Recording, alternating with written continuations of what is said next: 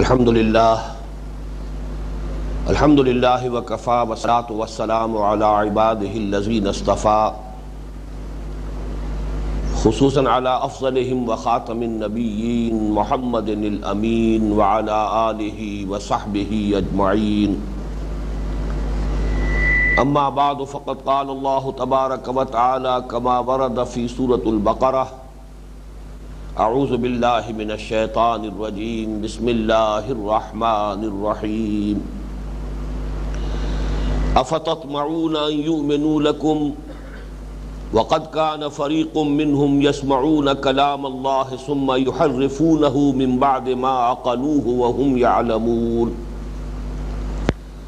وَإِذَا لَقُوا الَّذِينَ آمَنُوا قَالُوا آمَنَّا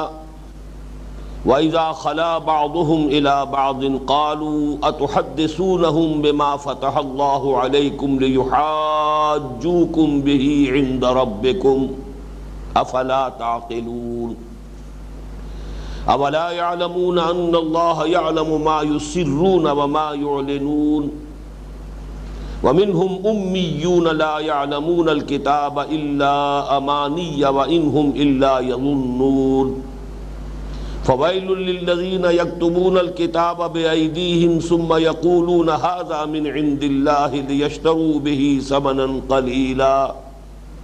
فَوَيْلٌ لَهُمْ مِمَّا كَتَبَتْ أَيْدِيهِمْ وَوَيْلٌ لَهُمْ مِمَّا يَكْسِبُونَ وَقَالُوا لَن تَمَسَّنَا النَّارُ إِلَّا أَيَّامًا مَّعْدُودَةً قل اتخذتم عند الله عهدا فلن يخلف الله عهده ام تقولون على الله ما لا تعلمون بلى من كسب سيئة وأحاطت به خطيئته فأولئك أصحاب النار هم فيها خالدون والذين آمنوا وعملوا الصالحات أولئك أصحاب الجنة ہم فیہا خالدون صدق اللہ العظیم رب اشرح لی صدری ویسر لی امری واحلل عقدۃ من لسانی یفقہوا قولی اللہم ربنا الہمنا رشدنا واعذنا من شرور انفسنا اللہم ارنا الحق حقا وارزقنا اتباعہ وارنا الباطل باطلا وارزقنا اجتنابہ اللہم وفقنا لما تحب و ترضا آمین یا رب العالمین. ذرا آواز اور کھولو. سورہ بقرہ میں بنی اسرائیل سے براہ راست خطاب پر جو 10 رکوعوں سے کچھ زائد حصہ مسلسل چل رہا ہے، اس کی جو ایک تقسیم میں اس سے پہلے کئی مرتبہ عرض کر چکا ہوں، اس کی طرف پھر اشارہ کرنا مقصود ہے.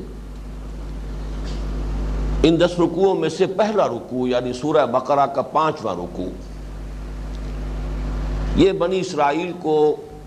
دعوت پر مشتمل ہے کہ ایمان لاؤ محمد پر صلی اللہ علیہ وسلم اور قرآن حکیم پر. یہ اس کا اہم ترین حصہ ہے، اس اعتبار سے کہ امت مسلمہ میں بھی جب تجدیدی مساعی کسی بھی مرحلے پر ہوئی ہیں تو پھر ظاہر بات ہے کہ جو بھی لوگ اثر نو دین کی اصل حقیقت کی طرف مسلمانوں کو متوجہ کرنے کے لیے اٹھتے ہیں، انہیں مسلمانوں سے جو خطاب کرنا ہوتا ہے اس میں وہی انداز اختیار کیا جانا چاہیے کہ جو اس وقت نبی اکرم صلی اللہ علیہ وسلم اور مسلمانوں کو اللہ تعالیٰ کی طرف سے تلقین فرمایا گیا کہ وہ جو سابقہ امت مسلمہ ہے اس سے خطاب کریں. بعد کے 9 رکوعوں میں ان کے لیے ایک لفظ جو بار بار استعمال ہوا، یہ 9 رکوع ملامت پر مشتمل ہیں، ان کی گمراہیاں اعتقادی عملی. لیکن اس میں بھی ایک تقسیم جو میں نے ابھی کچھ ہی عرصہ ہوا جس کی طرف توجہ دلائی ہے کہ ان 9 رکوعوں میں سے پہلے 2 رکوع، 6واں اور 7واں رکوع، یہ خالص تاریخی واقعات پر مشتمل ہے. وہ واقعات کے جو اب دوبارہ ان کے رونما ہونے کا کوئی سوال نہیں، جیسے کہ بنی اسرائیل کی مصر سے جو بھی ہجرت ہوئی اس کے لیے اللہ تعالیٰ نے ایک خالص معجزے کے طور پر، خرق عادت کے طور پر سمندر کو پھاڑا، یا انہیں پانی کی احتیاج ہوئی تو حضرت موسیٰ علیہ السلام کے عصا کے ایک ضرب سے ایک چٹان سے 12 چشمے پھوٹ بہے۔ انہیں اگر غذا کی ضرورت پیش آئی تو اللہ تعالیٰ نے من و سلویٰ کا اہتمام فرمایا۔ یہ واقعات اصل میں وہ ہیں کہ جو خالص واقعاتی انداز کی چیزیں ہیں، ان کا تذکرہ کر کے کہ تم نے اس کے باوجود، ان انعامات اور احسانات کے باوجود تمہارا جو پے بپے طرز عمل رہا وہ در حقیقت ایسا تھا کہ جس کی بنا پر تم رحمت خداوندی سے محروم ہوتے چلے گئے۔ یہی وجہ ہے کہ چھٹے رکوع میں جو مضمون شروع ہوا، یا بنی اسرائیل اذکروا نعمتی التی انعمت علیکم وانی فضلتکم علی العالمین واتقوا یوما لا تجزی نفس عن نفس شیئا ولا یقبل منها شفاعۃ ولا یؤخذ منها عدل ولا هم ینصرون۔ یہ مضمون ایک اعتبار سے گویا کہ اپنے اختتام اور تکمیل کو پہنچ گیا ہے 7ویں رکوع کی آخری آیت پر، وَضُرِبَتْ عَلَيْهِمُ الذِّلَّةُ وَالْمَسْكَنَةُ وَبَاءُوا بِغَضَبٍ مِّنَ اللَّهِ۔ اس کے بعد سے جو سلسلہ چل رہا ہے، یہ 7 رکوع، ان میں آپ دیکھیں گے کہ کچھ ایسی ان کی اعتقادی گمراہیوں کا تذکرہ ہے کہ جو بعد میں امت مسلمہ میں بھی بعین ہی اسی شکل میں پیدا ہوئی۔ لہذا یہاں اگر واقعاتی انداز میں کوئی بات آئی بھی ہے تو اس کے بعد جنرلائزیشن کی صورت میں، تعویل عام کی صورت میں اس سے وہ سبق نکال کر دکھا دیا گیا ہے کہ جو ابدی حقیقت ہے، یونیورسل ٹروتھ ہے۔ دین کے بارے میں یہ وہ حقائق ہے کہ جن سے ذہول جب ہو جاتا ہے کسی مسلمان قوم کو اور مسلمان امت کو، تو اس میں پھر وہ اعتقادی گمراہیاں اور عملی گمراہیاں پیدا ہو جاتی ہیں۔ جیسا کہ میں نے پچھلی مرتبہ عرض کیا تھا، یہ گویا کہ امت مسلمہ کو ایک پیشگی آئینہ دکھایا جا رہا ہے۔ خوشتراں باشد کے سر دلبراں گفتہ آیت در حدیث دیگراں، کہ اگرچہ گفتگو ہو رہی ہے بنی اسرائیل سے، لیکن اے مسلمانوں یہ تمہارے لیے ایک پیشگی آئینہ ہے۔ اس میں ایک تو تنبیہ کا پہلو ہے، محتاط رہو مبادا یہی گمراہیاں تمہارے اندر پیدا ہو جائیں، لیکن ساتھ ہی حضور صلی اللہ علیہ وسلم کی طرف سے یہ پیشن گوئی بھی احادیث میں موجود ہے کہ یہ ساری گمراہیاں اے مسلمانوں تم میں پیدا ہو کر رہیں گی۔ چنانچہ وہ حدیث جو میں اس سلسلہ درس میں کئی مرتبہ آپ کو سنا چکا ہوں، آج پھر دہرا رہا ہوں، متفقن علیہ روایت ہے، بخاری اور مسلم دونوں میں موجود، حضرت ابو سعید خدری رضی اللہ تعالی عنہ سے، عن ابی سعید الخدری رضی اللہ عنہ ان رسول اللہ صلی اللہ علیہ وسلم قال لَتَتَّبِعُنَّ سُنَنَ مَنْ كَانَ قَبْلَكُمْ شِبْرًا بِشِبْرٍ وَذَرَاعًا بِذَرَاعٍ۔ اے مسلمانوں تم بھی ان لوگوں کی پیروی کرو گے جو تم سے پہلے تھے، ہاتھ کے ساتھ ہاتھ اور بالشت کے ساتھ بالشت، یہ گویا کہ محاورہ ہے، بعین ہی انہی راستوں پر چلو گے۔ حَتَّى لَوْ دَخَلُوا جُحْرَ ضَبٍّ لَتَبِعْتُمُوهُمْ، یہاں تک کہ اگر وہ گوہ کے بل میں گھسے تھے تو تم بھی ضرور گھسو گے۔ قلنا یا رسول اللہ الیہود والنصارى، تو ہم نے عرض کیا کہ اے اللہ کے رسول کیا آپ کی مراد یہود اور نصارہ سے ہے؟ قال فمن، آپ نے فرمایا اور کون؟ جو بھی ان کی گمراہیاں تھا تمہارے اندر بھی پیدا ہوں گی۔ یہاں تک کہ ایک اور حدیث میں یہ الفاظ بھی آئے ہیں کہ اگر ان میں کوئی شقی اور بدبخت ایسا پیدا ہوا کہ اس نے اپنی ماں کے ساتھ بدکاری کی ہوگی تو تم میں بھی کوئی نہ کوئی شقی ایسا لازماً پیدا ہوگا۔ یہ گویا کہ مسلمان امتوں کے مشترک خصائص ہے کہ جب ان میں زوال آتا ہے، ایمان کا جوش جب کم پڑتا ہے اور جو حقیقت دین ہے اس سے ذہول ہونا شروع ہوتا ہے،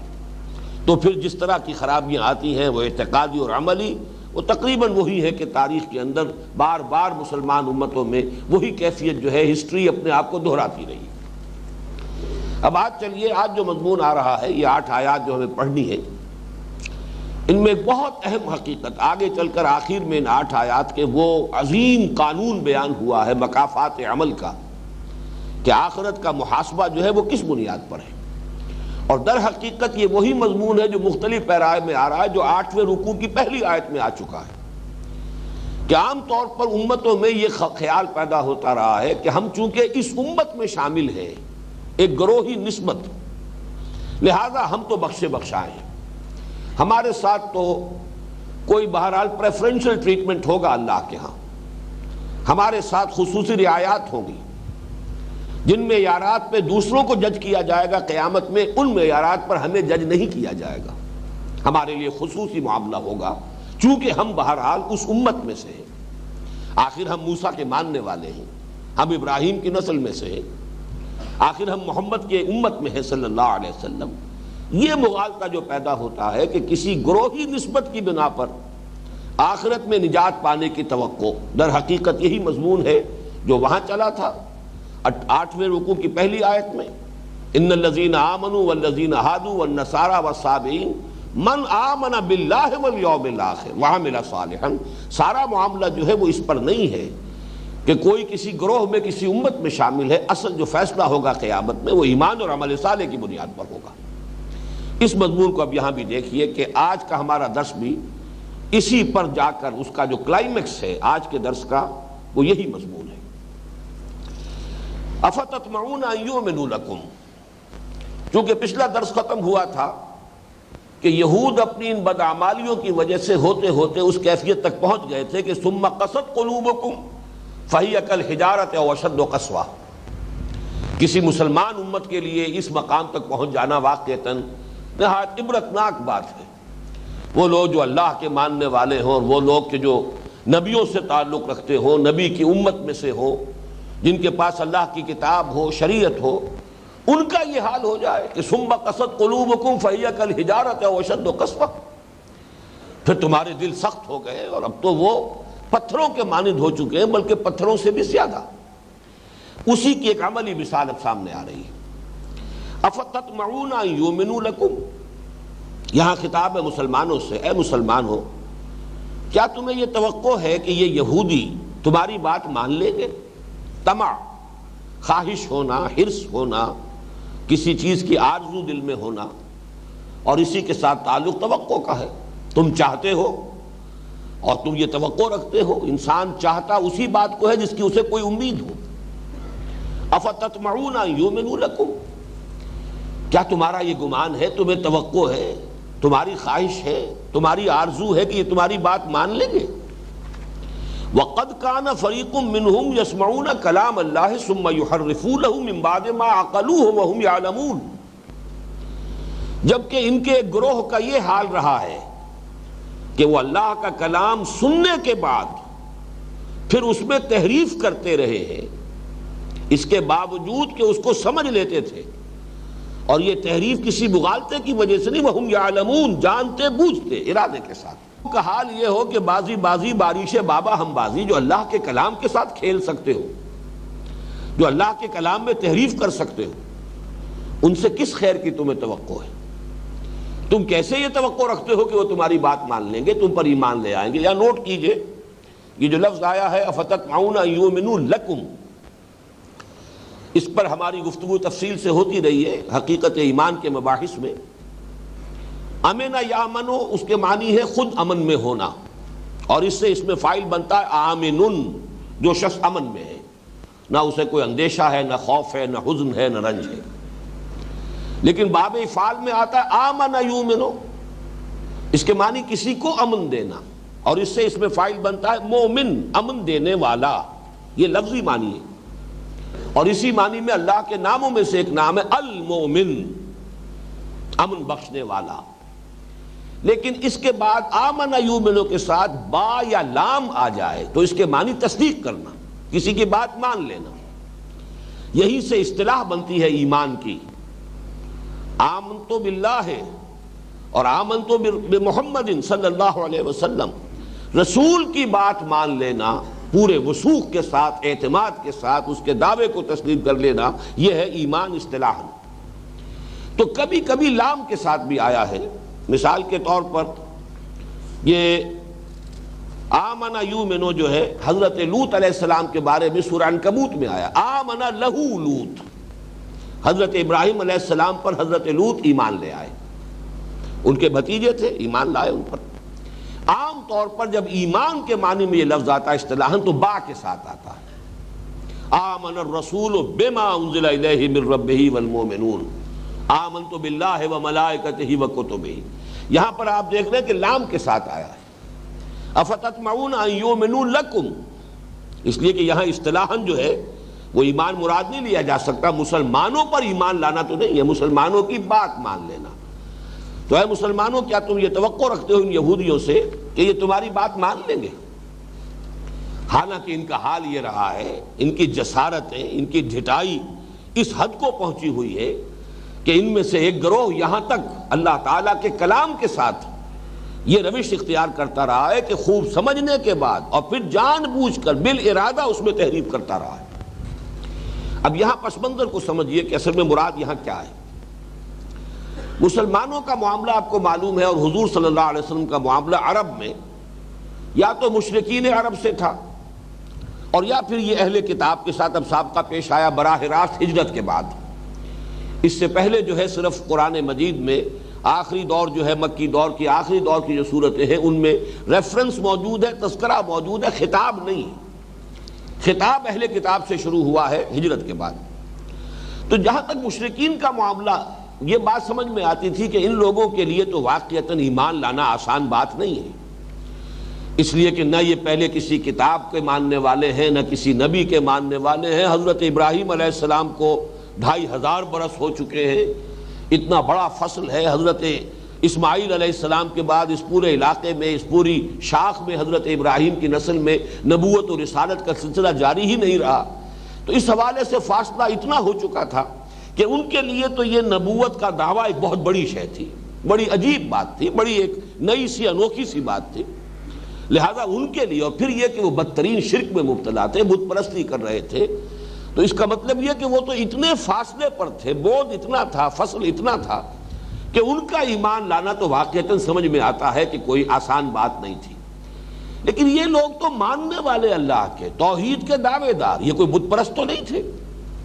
اور یہ بہرحال ان کے بارے میں ہے کہ توحید جو ہے ان کا شعار رہا ہے۔ حضرت عزیر کے بارے میں ان کا کوئی گروہ جو ہے کسی زمانے میں، وہ حضرت عزیر کے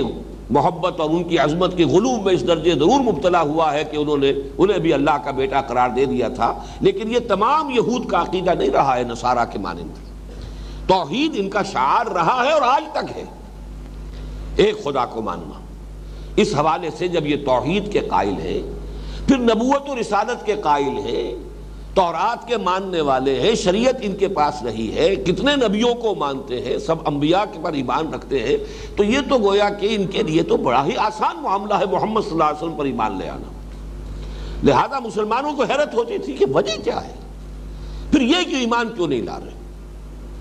اس کا تذکرہ ہو رہا ہے، فَتَطْمَعُونَ أَن يُؤْمِنُوا لَكُمْ وَقَدْ كَانَ فَرِيقٌ مِّنْهُمْ يَسْمَعُونَ كَلَامَ اللَّهِ ثُمَّ يُحَرِّفُونَهُ مِن بَعْدِ مَا عَقَلُوهُ وَهُمْ يَعْلَمُونَ۔ ان کا حال یہ رہا ہے۔ اب اس بات کو بھی نوٹ کر لیجئے کہ چاہے یہ معاملہ ان کے صرف اہل علم کا تھا، علماء کا تھا، لیکن جو بیماری ان کے علماء میں پیدا ہو چکی تھی، جب پورے اس امت کے اندر وہ علماء ایک مقام کے حامل تھے اور ان کا احترام ہوتا تھا، انہی کی پیروی کی جاتی تھی، تو گویا کہ یہ بات اب ایک مرض کے اعتبار سے پوری امت میں سرایت کیے ہوئے تھے۔ جن لوگوں کا حال یہ ہو، اے مسلمانوں، کیسے تم توقع رکھتے ہو کہ وہ محمد صلی اللہ علیہ وسلم پر ایمان لے آئیں گے؟ اب اس کو جنرلائز کیجئے، جیسا کہ میں نے عرض کیا ہے، حضور صلی اللہ علیہ وسلم پر نبوت تو ختم ہو چکی، البتہ جیسے سنن ابی داؤد کی حدیث ہے، مجددین امت اس امت کے اندر مسلسل اٹھائے جاتے رہے ہیں۔ ان اللہ یبعث فی هذه الامت علی راس کل 100 عام من یجدد لها دینها۔ تو وقتاً فوقتاً تجدیدی دعوتیں اٹھتی رہیں، اصلاحی کوششیں ہوتی رہیں، دین کی حقیقت کو دوبارہ زندہ کیا جائے، دین کی اصل تعلیم کی طرف لوگوں کو دوبارہ راغب کیا جائے۔ یہ رسومات کا تومار، یہ بدعات کا تومار جو ہے، اور پھر توہمات کا تومار، کسی طرح ان تمام سے مسلمانوں کو نجات دلا کر پھر حقیقت دین کی طرف متوجہ کیا جائے۔ ہمیشہ ایسے موقع پر یہ ہوتا رہا ہے کہ جو ٹریڈیشنل علماء ہوتے تھے اس دور کے، اور جو فرقہ بندی اور فرقہ پرستی کے عادی ہو چکے ہوتے تھے، ان کی طرف سے شدید ترین مخالفت ہوئی۔ تمام مجددین امت کی سب سے بڑھ کر مخالفت اپنے اپنے زمانے، اپنے اپنے دور کے علماء کی طرف سے ہوئی۔ ان کے خلاف فتوے دیے تو انہوں نے دیے۔ آپ کو معلوم ہے شیخ احمد سرہندی رحمۃ اللہ علیہ کے بارے میں فتویٰ، جو بھی اس دور کے چوٹی کے علماء تھے، انہوں نے دیا تھا۔ سید احمد بریلوی رحمۃ اللہ علیہ اور شاہ اسماعیل شہید رحمۃ اللہ علیہ اور ان کی پوری جماعت کے بارے میں یہ فتویٰ کہ یہ کافر ہے، مرتد ہے، واجب القتل ہے۔ 500 مفتیان کرام کا فتویٰ تھا، اور مجھے یہ دکھایا بھی ہے پنج پیر میں جو مولانا محمد طاہر صاحب ہوا کرتے تھے رحمۃ اللہ علیہ، ان کے پاس وہ کتاب موجود تھی، 500 مفتیوں کا فتویٰ ان کی مہروں کے ساتھ کہ یہ لوگ مرتد ہیں، کافر ہیں، واجب القتل۔ ظاہر بات ہے کہ اس وقت جو لوگ بھی ان حضرات کے ساتھ آتے تھے انہیں یہی اچنبھا ہوتا ہے کہ آخر انہیں کیا ہو گیا، یہ کتاب کے پڑھنے پڑھانے والے، قرآن کے جاننے والے، علم دین رکھنے والے، مسلمانوں کے پیشوا، اور دین ہی کی حقیقت جو ہے دوبارہ پیش کی جا رہی ہے، کتاب و سنت کے دلائل سے بات کی جا رہی ہے، پھر وجہ کیا ہے؟ مخالفت ان کی طرف سے کیوں ہو رہی ہے؟ یہ ہے وہ فینومینن کہ جو اس امت کو بھی چونکہ پیش آنا تھا بار بار، اور ہر صدی میں پیش آنا تھا، اس لیے کہ اگر یہ معاملہ جیسا کہ حدیث سے ظاہر ہوتا ہے، اگرچہ علماء کا تقریباً اس پر اجماع ہے کہ ضروری نہیں کہ ایک صدی میں کوئی ایک ہی مجدد ہو، متعدد بھی مجددین ہو سکتے ہیں، متعدد کوششیں ہو سکتی ہیں، لیکن جب بھی کبھی دین کی اصل تعلیم کی طرف دوبارہ رجوع کرنے کی دعوت ابھری ہے، جو اس وقت کے علماء ہوتے تھے، جو مسند نشین ہوتے ہیں، جن کے فتوے چلتے ہیں، جن کو کہ مذہبی سیادت اور قیادت کا منصب حاصل ہوتا ہے، ان کی طرف سے شدید مخالفت ہوتی رہی ہے پوری تاریخ اسلامی کے دوران۔ اور یہ اصل میں وہی بات ہے جو یہاں پر آئی ہے، افتطمعون ان یؤمنوا لکم، مسلمانوں کو حیرت ہوتی تھی کہ اور کسی کے لیے اگر کوئی اپراہٹ ہے، کوئی اجنبیت ہے تو بات سمجھ میں آتی ہے، مشرکین عرب کے لیے یہ بات اگر قبول کرنا مشکل ہے، جیسے کہ سورہ شورى میں بھی فرمایا خود اللہ تعالیٰ نے، کبر علی المشرکین ما تدعوہم الیہ، اے محمد صلی اللہ علیہ وسلم جس بات کی طرف آپ انہیں بلا رہے ہیں مشرکین کو، ان پر تو یہ بہت بھاری ہے، بات آسان کام نہیں ہے، لیکن ان کے لیے تو بہت آسان، اللہ کو ماننے والے، توحید کا دعویٰ کرنے والے، نبوت و رسالت کو تسلیم کرنے والے، کتاب کے حامل، شریعت کے حامل، دین کے بارے میں اور دینی شریعت کے اور احکام کے اعتبار سے ان کے حوالے سے فتویٰ دینے والے، آخر ان کے لیے کیا رکاوٹ ہے؟ افتطمعون ان یؤمنوا لکم وقد کان فریق منہم یسمعون کلام اللہ ثم یحرفونہ من بعد ما عقلوہ وہم یعلمون۔ یسمعون کلام اللہ، اس سے ایک اشکال پیدا ہوا ہے کہ اس سے مراد کیا ہے۔ ایک رائے یہ ہے کہ حضرت موسیٰ علیہ السلام کے ساتھ جو 70 ان کی قوم کے جو سرکردہ لوگ تھے، جب تورات دی گئی ہے تو جب ان سے ایک عہد لیا گیا تھا اور اس وقت کوہ طور جو ہے ان کے سروں کے اوپر معلق کر دیا گیا تھا، اس وقت براہ راست اللہ تعالیٰ کا کلام انہوں نے بھی سنا ہے، خذوا ما آتیناکم بقوۃ۔ اب یہ ہے کلام اللہ جس کی سماعت انہوں نے بھی کی ہے، لیکن یہ کہ معلوم ہوتا ہے کہ اس کلام کو بھی باقی قوم پر جا کر جب انہوں نے اس کو منتقل کیا ہے تو اس میں بھی تحریف کی، اس میں بھی یہ شامل کر دی کوئی اس قسم کے الفاظ کہ ہاں جو تمہاری ہمت سے باہر ہو جائے، جس معاملے کے اندر کہ تم تحمل نہ کر سکو وہ معاف کر دیا جائے گا، اس قسم کے کوئی الفاظ اس وقت ان لوگوں نے بھی جا کر جنہوں نے براہ راست اللہ کا وہ کلام سنا اور قول و قرار کیا اللہ کے ساتھ وہ عہد و میثاق کرنے کے بعد، عین اس وقت جا کر بھی انہوں نے اس کلام میں تحریف کی۔ باقی دوسرا جو اس کا عام مفہوم ہے کہ نبی کی وساطت سے جو بھی پیغام پہنچا ہے گویا کہ وہ بھی ان کے لیے بواسطہ نبی سماعت ہے کلام اللہ کی، اللہ کے کلام کی، یہ گویا کہ اس کی تعویل عام ہو جائے گی۔ وَقَدْ كَانَ فَرِيقٌ مِّنْهُمْ يَسْمَعُونَ كَلَامَ اللَّهِ ثُمَّ يُحَرِّفُونَهُ۔ تحریف کسے کہتے ہیں؟ حرف کہتے ہیں کنارے کو۔ یہ لفظ جو ہے سورہ حج کی آیت میں آیا ہے، آیت نمبر 11 میں، وَمِنَ النَّاسِ مَن يَعْبُدُ اللَّهَ عَلَى حَرْفٍ۔ لوگوں میں سے کچھ ایسے بھی ہیں جو اللہ کی بندگی تو کرنا چاہتے ہیں لیکن کنارے کنارے، مجدھار میں کودنے کو تیار نہیں، یعنی یہ کہ پہلا اپنا بچاؤ جو ہے وہ پیش نظر ہے، رسک لینے کو تیار نہیں، کنارے کنارے چلو، بچ بچ کر چلو۔ فَإِنْ أَصَابَهُ خَيْرٌ اطْمَأَنَّ بِهِ، اس کی وضاحت بھی کر دی گئی کہ اگر خیر ہو، خیریت ہو تو مطمئن رہتا ہے۔ وَإِنْ أَصَابَتْهُ فِتْنَةٌ انقلب عَلَى وَجْهِهِ خَسِرَ الدُّنْيَا وَالْآخِرَةَ، اور اگر کوئی آزمائش آ گئی، امتحان آ گیا تو اوندھے منہ گر جاتا ہے۔ یہ ہے اصل میں نفاق کی اصل جڑ اور بنیاد۔ تو حرف کہتے ہیں کنارے کو، اسی سے بنا انحراف۔ ایک انسان جو ہے کسی بات کے، اب مثلا اللہ کا کلام ہے، اللہ کا دین ہے، اس کی مین سٹریم ہے، اس کی ایک منجدھار ہے، ایک آدمی جو ہے منجدھار سے بچ کر ذرا کنارے کنارے چل رہا ہے، اور پھر اس سے بھی وہ انحراف اختیار کرتا ہے، اس سے بھی رخ بدلتا ہے اور پہلوتی کرتا ہے، اپنے آپ کو بچاتا ہے۔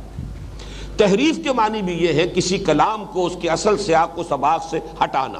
ایک کنارے پر لگا دینا، ایک طرف کو اس کا رخ موڑ دینا۔ دریا بہہ رہا ہے، دریا کا ایک عام بہاؤ ہے، لیکن اسی میں سے کوئی شاخ جو ہے نکل کر کسی دوسرے رخ پر بہنے لگے، یہ پھر تحریف ہوگی۔ اور اس تحریف کی متعدد صورتیں ہیں کہ جو یہود نے اختیار کی۔ مثلا ایک یہ کہ صرف لفظ کے تلفظ میں فرق کر کے معنی میں فرق ڈال دینا۔ یہ آگے چل کر آئے گا اسی سورہ مبارکہ میں، رائنا کو ذرا سا کھینچ کر رائینا کہہ دیا اور اس کے معنی بدل گئے، یہ آئے گا اسی سورہ مبارکہ میں آگے چل کر۔ اسی طرح لفظ کی حیت میں تبدیلی، مروا کو مریا بنا دیا انہوں نے، اور یہ بکہ اور مکہ ایک ہی لفظ تھا، یہ اصل میں شہر مکہ کے لیے، مکہ مکرمہ کے لیے، ان اول بیت وضع للناس الذی ببکہ سورہ آل عمران میں آیا ہے۔ اب یہ وادی بکا اس کو کر کے، اور یہ بھی فلسطین کی ایک وادی جو ہے وہ اس سے مراد لے لی گئی، تو ذرا سا لفظ کے اندر فرق کیا۔ اور یہ مروا چونکہ یہ قربان گاہ ہے اصل میں، اور اس کے قریب ہی حضرت اسماعیل علیہ السلام کو حضرت ابراہیم علیہ السلام نے اللہ کے حکم سے ذبح کرنے کی کوشش کی تھی، اور یہی اصل قربان گاہ ہے، اس کو بدلا اور مریا بنا دیا، اور وہ مریا بھی وادی بکا بھی فلسطین میں ہے،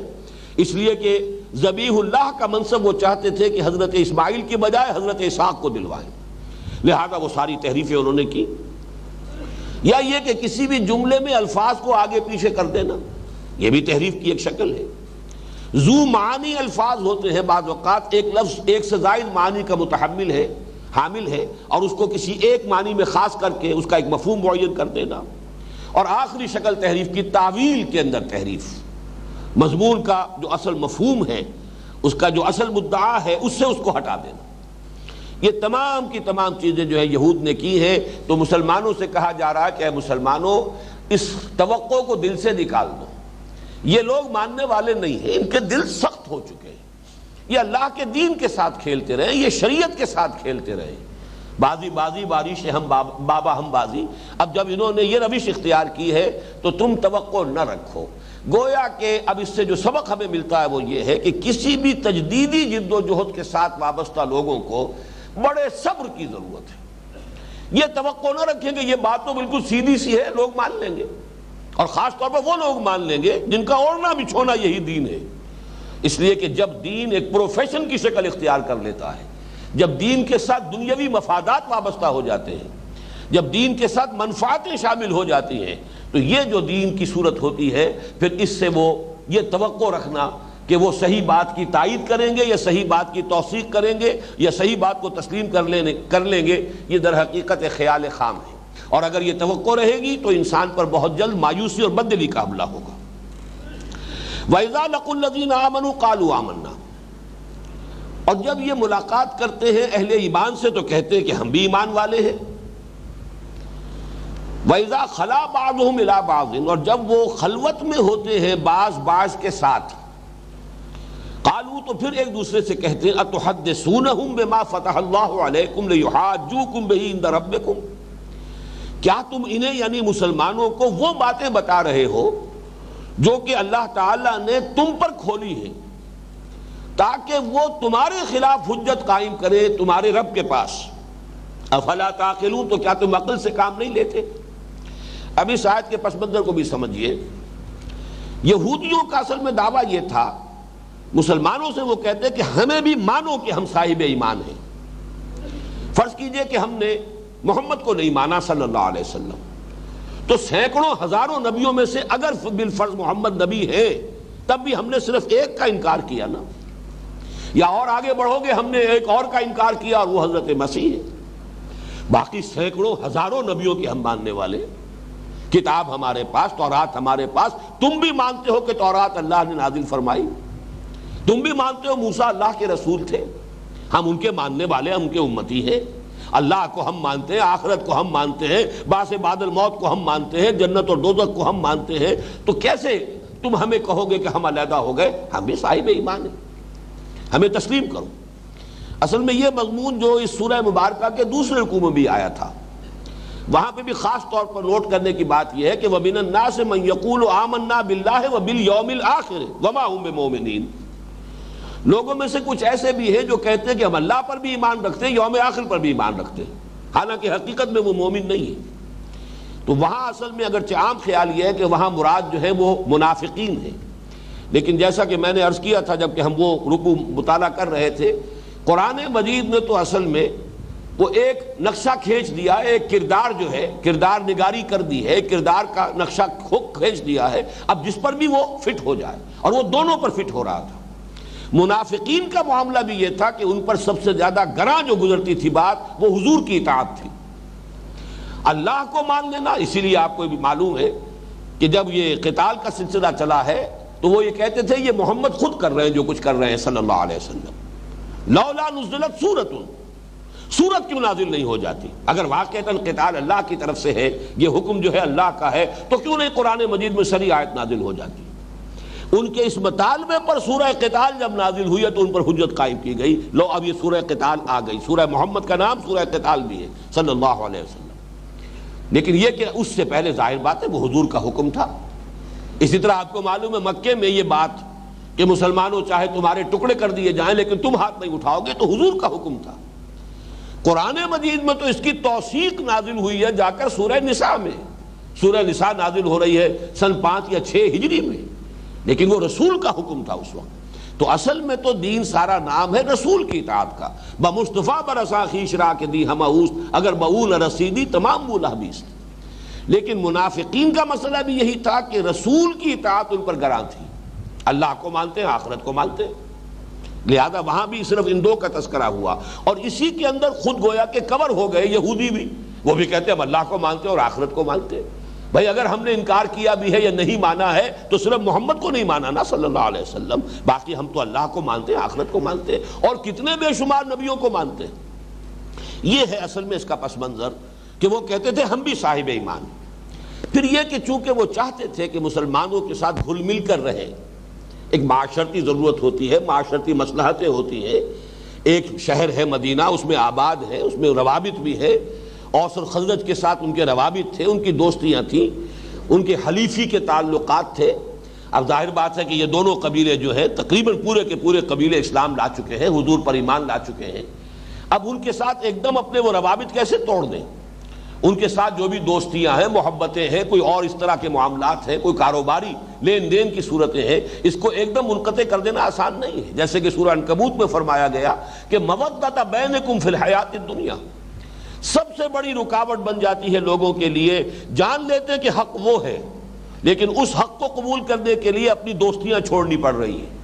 اپنی عزیز داریوں کے اوپر آنچ آتی ہے، اپنی رشتہ داریوں جو ہیں ان کے اندر رکھنے پڑتے ہیں، لہذا یہ مودۃ بینکم فی الحیات الدنیا یہ پاؤں میں بیڑی بن کر پڑی رہتی ہے اور انسان کو حق کے قبول کرنے سے روکتی رہتی ہے۔ تو یہ معاملہ ان کا تھا اس معنی میں کہ چاہتے تھے کہ مسلمانوں کے ساتھ ان کا وہ خلا ملا، اوس اور خزرج کے ساتھ ان کے وہ تعلقات، تجارتی لین دین کا، حلیفی کے معاملات برقرار رہیں، اس لیے ان کو یہ روش اختیار کرنی پڑ رہی ہے۔ وَإِذَا لَقُوا الَّذِينَ آمَنُوا قَالُوا آمَنَّا، ہم بھی بھائی صاحب ایمان ہے، آخر کون سا لمبا چوڑا فرق ہے؟ اسی لیے جیسا کہ میں نے عرض کیا آپ سے کہ لوگ جو ہے وہ در حقیقت اسی قدر مشترک جو ہے کہ یہودیوں کے درمیان اور منافقین کے درمیان بھی قدر مشترک ایمان بالرسالت سے اعراض اور فرار۔ آج کے دور میں بھی سب سے بڑے فتنے آپ کو یہی ملیں گے، چاہے وہ وحدت ادیان کا فتنہ ہے، تمام دین ایک ہے جی، کیا فرق پڑتا ہے، شریعتوں کا تھوڑا تھوڑا فرق ہے، وہاں پر بھی زد آ رہی ہے ایمان بالرسالت پر۔ اور مسلمانوں کے اندر سب سے بڑا فتنہ آج کے دور کا وہ انکار سنت یا استخفاف حدیث کا فتنہ ہے، اس کے بھی اگر آپ دیکھیں گے ڈانڈے ملتے ہیں اتباع رسول اور اطاعت رسول سے، وہ گراں گزرنے والی چیز ہے، لہذا اسے کسی نہ کسی شکل میں انسان چاہتا ہے کہ اس سے اپنے آپ کو بچائے۔ وَإِذَا لَقُوا الَّذِينَ آمَنُوا قَالُوا آمَنَّا، اسی معاملے میں چونکہ وہ چاہتے تھے کہ دوستیاں رہیں اور یہ ہمارے خلوص کے قائل رہیں، تو اسی خوشامدانہ لہجے میں کبھی کبھی وہ تائید بھی کر دیتے تھے کہ ہاں یہ بات جو قرآن مجید میں آئی ہے یا جو آپ کے رسول نے کہی ہے ہمارے ہاں بھی یہ بات ہے، یہ بات صحیح ہے، تورات میں یہ بات اسی طور سے نازل ہوئی ہے۔ یہ گویا کہ جسے عام ہمارے ہاں کولوکیل لینگویج میں کہتے ہیں نمبر بنانا اپنے، تو مسلمانوں کے ساتھ اپنی جو ہے وہ خلوص اور اخلاص کا مظاہرہ کرنے کے لیے خوشامد کے انداز میں کبھی کبھی وہ سچی بات تائید اور توثیق میں، قرآن اور محمد صلی اللہ علیہ وسلم کی تائید اور توثیق میں جو تورات میں باتیں تھیں وہ کہہ دیتے تھے ہاں ٹھیک ہے یہ بات ہے، یہ ہم مانتے ہیں، بھائی حق تو تسلیم کرنا چاہیے نا، اس حد تک تو ہم نے بھی بات مانی، یہ بات صحیح ہے۔ لیکن اب جب وہ ہوتے تھے اپنی مجلسوں میں مسلمانوں سے تو جب وہ باتیں کرتے تھے تو اس طرح کی کوئی بات جو ہے نکل جاتی ہے جس کے منہ سے سچی بات مستی میں فقیہ مصلحت بھی سے وہ رندے بادہ خار اچھا کچھ سچی باتیں نکل جاتی تھی، اس کے بعد ملامت کرتے تھے، یہ کیا کیا تم نے،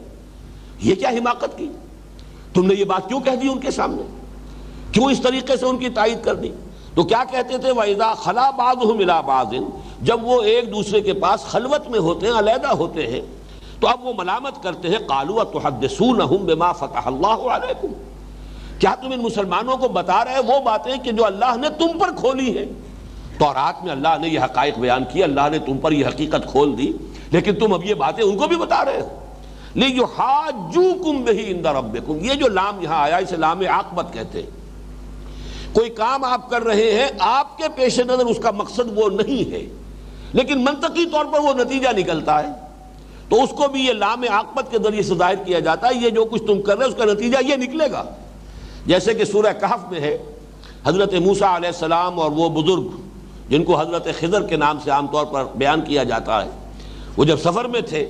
اور حضرت موسیٰ علیہ السلام نے وہ حضرت خضر علیہ السلام نے اس کشتی کا، جب کہ کشتی میں سفر کر رہے تھے، اس کا ایک تختہ توڑ دیا، تو حضرت موسیٰ نے جو گرفت کی کن الفاظ میں تھی، اخرقتها لتغرق اهلها لقد جئت شيئا امرا، یہ جو آپ نے تختہ توڑ دیا اس کشتی کا، اس لیے کہ آپ اس کے جتنے بھی سوار ہیں ان سب کو غرق کرنا چاہتے ہیں۔ اب ظاہر بات ہے کہ یہ اس کا منطقی نتیجہ ہے، جب آپ نے کشتی کو توڑا ہے کشتی ڈوبے گی، جب کشتی ڈوبے گی تو اس کا مطلب یہ ہے کہ سارے سوار جو ہے غرق ہو جائیں گے، تو یہ آپ کا منشا ہے۔ ہم اسے سوالیہ نشان کے طور پر بھی پیش کر سکتے ہیں کہ کیا اس کام کے لیے آپ نے یہ کام کیا ہے، یہ آپ کے پاس آپ کا مقصد یہ پیش نظر ہے۔ بالکل وہی بات یہاں ہے، اتحدثونہم بما فتح اللہ علیکم لیحاجوکم بہ عند ربکم، نتیجہ یہ نکلے گا کہ تمہاری ان باتوں کی بنیاد پر یہ مسلمان تمہارے رب کے سامنے اللہ کے ہاں قیامت کے دن تم پر حجت قائم کریں گے۔ اے اللہ، یہ مانتے تھے اس حقیقت کو، پھر بھی انہوں نے تسلیم نہیں کیا، پھر بھی یہ ایمان نہیں لائے محمد پر صلی اللہ علیہ وسلم، تو کیا کرو گے؟ اب تمہارے پاس کوئی عذر نہیں رہے گا، تم پر تو حجت قائم ہو جائے گی، اور یہ اس لیے ہوگی کہ تم انہیں بتا رہے ہو کہ تورات میں یہ لکھا ہوا ہے۔ اب اس پر جو تبصرہ ہوا ہے افلا تعقلون، اب یہ ملامت ہی کہ وہ الفاظ جاری ہے تو عقل سے کام نہیں لیتے، اتنا احمقانہ کام کر رہے ہو،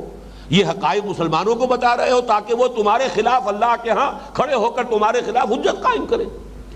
اب اس پر اللہ کا تبصرہ بڑا پیارا ہے، اور اس سے اندازہ ہوتا ہے کہ جب کوئی شخص یا کوئی گروہ یا کوئی قوم جانتے بوجھتے حق کو پہچاننے کے بعد جب اس سے اعراض کرتی ہے یا کرتا ہے کوئی فرد یا کوئی گروہ، نتیجہ کیا نکلتا ہے کہ بڑے بڑے عقلاء جو ہیں ان کی بھی مت اس طرح ماری جاتی ہے، جس کا کہ یہاں پہ اب اللہ تعالیٰ نے تبصرہ کر کے فرمایا اولا یعلمون ان اللہ یعلم ما یسرون وما یعلنون، تو کیا ان احمقوں کو یہ خیال نہیں رہا کہ اللہ تو جانتا ہے جو کچھ کہ یہ چھپا رہے ہیں اور جو کچھ کہ ظاہر کر رہے ہیں۔ حجت قائم کرنی ہے اللہ کے سامنے، تو اللہ کے سامنے اگر مسلمانوں کو تم نے نہ بھی یہ بتایا، فرض کرو مسلمانوں کے علم میں یہ بات نہ بھی آئی کہ اس کے حوالے سے تم پر حجت قائم کرے، تو حساب تو اللہ نے لینا ہے، اللہ تو جانتا ہے کہ نہیں جانتا۔ گویا کہ تمہارا وہ اللہ تعالیٰ کی صفات کے بارے میں بھی کتنا بڑا ذہول ہو رہا ہے، کتنی بڑی غفلت کا ارتکاب کر رہے ہو، کہ گویا کہ اگر تم مسلمانوں کو یہ بات نہیں بتاؤ گے تو مسلمان تمہارے خلاف جو ہے اللہ کے ہاں حجت قائم نہیں کر سکیں گے، لہذا بچت ہو جائے گی۔ باقی اللہ تعالیٰ کو تو بیچارے کو کچھ خود تو معلوم ہے ہی نہیں، یہ نتیجہ نکل رہا ہے تمہارے اس کہنے کا، اولا یعلمون ان اللہ یعلم ما یسرون وما یعلنون، تو کیا انہیں یہ بات ان کے ذہن میں نہیں ہے، نہیں جانتے ہیں کہ اللہ تو جانتا ہے وہ تمام چیزیں بھی کہ جس کو یہ چھپاتے ہیں، اور وہ تمام چیزیں بھی جنہیں یہ ظاہر کر رہے ہیں۔ اب آئیے تیسری بات،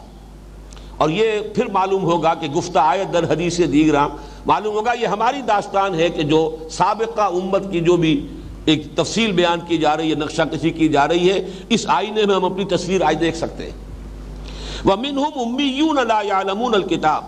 إِلَّا أَمَانِيَّ وَإِنْهُمْ إِلَّا يَظُنُّونَ، ان میں کچھ تو وہ ہیں جو ان پڑھ ہیں، امی ان پڑھ یعنی وہ شخص جس نے فارمل ایجوکیشن حاصل نہیں کی دنیا کے حساب سے، باقی یہ کہ اللہ تعالیٰ نے کسی کو علم لدنی دیا ہو یہ بات دوسری ہے۔ بہت سے ہوتے ہیں کہ جنہوں نے کوئی فارمل تعلیم حاصل نہیں کی ہے لیکن فہم ہے، فطرت سلیمہ ہے، عقل سلیم ہے، اور اس کے علاوہ بھی اللہ تعالیٰ جس کے دل میں جو چاہے بات القاء فرما دے، اس کو علم لدنی کہتے ہیں، خاص اللہ اپنے پاس سے کسی کو علم دے دے۔ اسی معنی میں پھر یہ لفظ استعمال ہوتا ہے النبی الامی، محمد الرسول اللہ صلی اللہ علیہ وسلم، اس لیے کہ آپ نے بھی دنیاوی اصولوں کے مطابق کوئی تعلیم حاصل نہیں کی، اللہ نے سکھایا جو سکھایا، یا اللہ تعالیٰ نے حضرت جبرائیل کے ذریعے یا حضرت اسرافیل کے ذریعے سے جو بھی تعلیم دی علمہ شدید القویٰ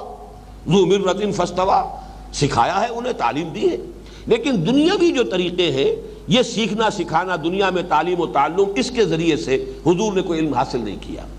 پھر یہ لفظ آتا ہے پوری اس قوم کے لیے بھی جس میں حضور مبعوث ہوئے، امیون، هو الذی بعث فی الامیین رسولا منہم یتلو علیہم آیاتہ ویزکیہم، سورۃ الجمعہ میں پوری اس نسل کو کہا گیا امیون۔ کیوں؟ اس لیے کہ ان کے ہاں نمبر ایک تو یہ کہ عام طور پر مجموعی طور پر پوری قوم ان پڑھ لوگوں پر مشتمل تھی، پڑھے لکھے لوگ صرف انگلیوں پر گنے جانے کے قابل، تو گویا کہ حکم الاکثر حکم الکل کے حوالے سے جو اکثریت کی کیفیت ہوگی اسی کا اطلاق کل کے طور پر کر دیا جاتا، تو گویا کہ پوری قوم جو ہے وہ امیین پر مشتمل تھی، ان پڑھ لوگوں پر مشتمل تھی۔ دوسرے اس معنی میں کہ ان کے پاس کوئی کتاب نہیں تھی،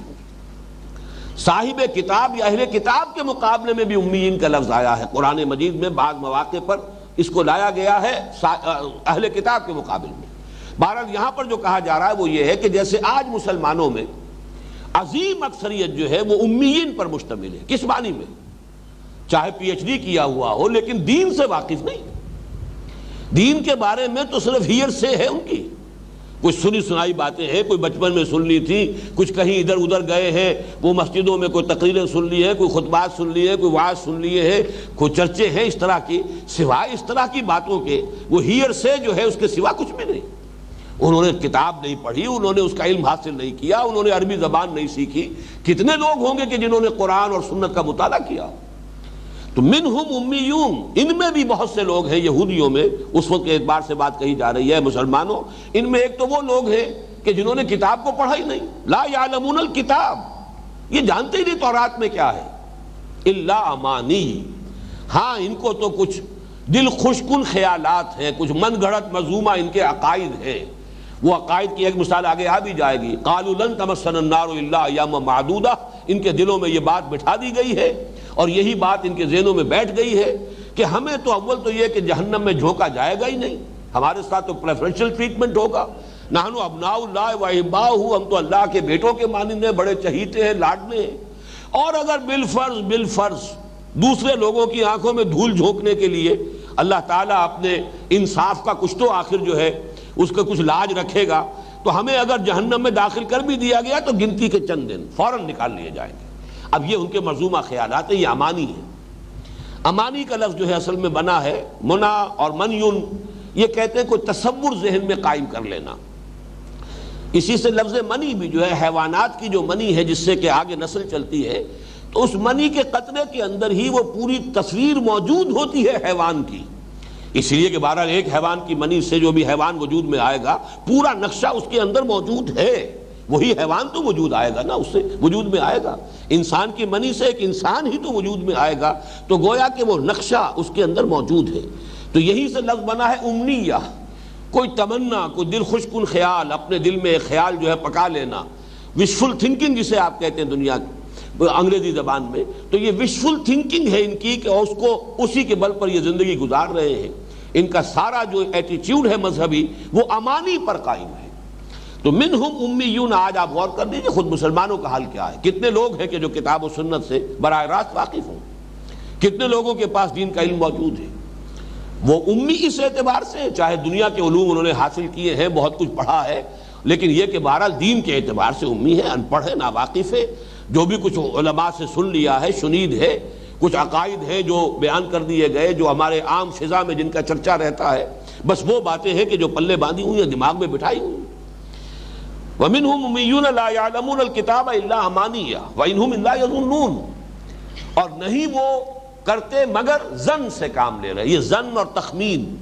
یہ امنیہ جو ہے یہ اسی کے ساتھ ملتی جلتی چیز ہے، ظن و تخمین، گمان، اٹکل پچو کے تیر، اس سے آگے ان کے پاس جس کو کہا جائے دین کا علم وہ موجود نہیں۔